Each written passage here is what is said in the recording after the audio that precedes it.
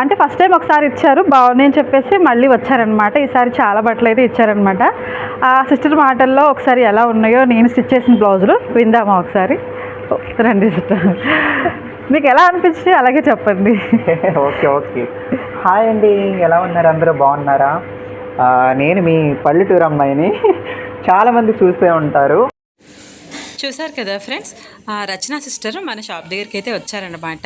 చాలా బాగా మాట్లాడారు, చక్కగా చాలా అయితే పద్ధతిగా చాలా ఇన్నోసెంట్గా ఉన్నారు. నాకు చాలా ఇష్టం, ఎందుకంటే తను చూసిన తర్వాత చాలా అభిమానం అయితే పెరిగిపోయింది నాకైతే.